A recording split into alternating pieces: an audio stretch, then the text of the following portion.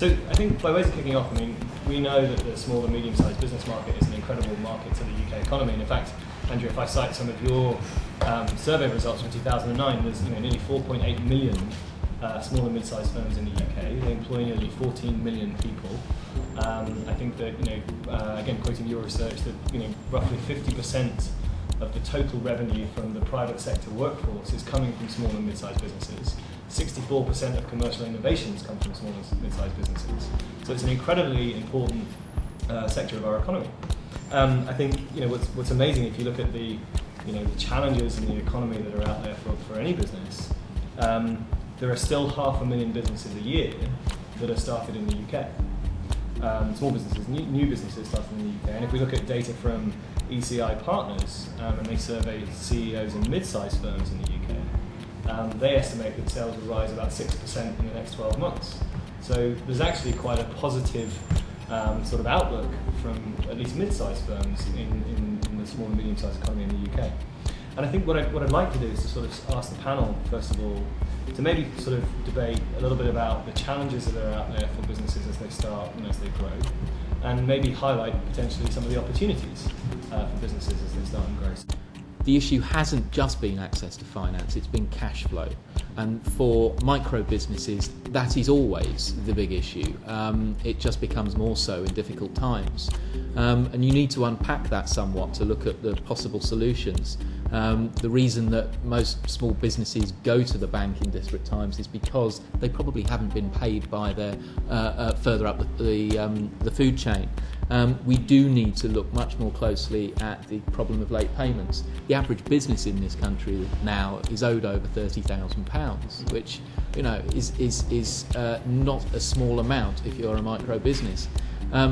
I think another challenge that is going to come further roaring back up the agenda fairly soon is the way in which overheads are a big issue, both in terms of energy costs, but things like business rates. The last government tried to mitigate the problems there. Business rates, the third highest overhead for a small business.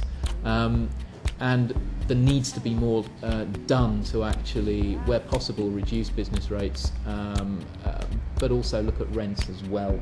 Generally, confidence has been quite stable in our base for about 12 months. We saw a little peak when the VAT went back up, but other than that, it's been pretty stable. However, I would agree with the panel in the sense that I think there's still a level of uncertainty, especially what we've got coming around the corner. So we've got other data where we know that 43% of our customers will do work with government and public sector. So, and 53% of those feel that they could be impacted negatively when the public spending cuts do come, whatever they might be. So you've got that round the corner. I mean, Andrew's point on VAT. Thankfully, the government are going to give us a bit of notice this time, whereas last time, as a software company with 250,000 businesses doing VAT, we had very little time to implement it, but we got there. But I mean, I think that's coming around the corner, and people are uncertain about how that's going to impact them. Obviously, when the sort of recession kind of started 18 months ago, or whenever it was, we looked at our business and kind of immediately thought, okay, what are the issues we're going to face? And actually, there was two key things. One was we need to make sure that we deliver fantastic customer service to our clients so that they are not going to even possibly think about looking to go elsewhere for their accountancy services.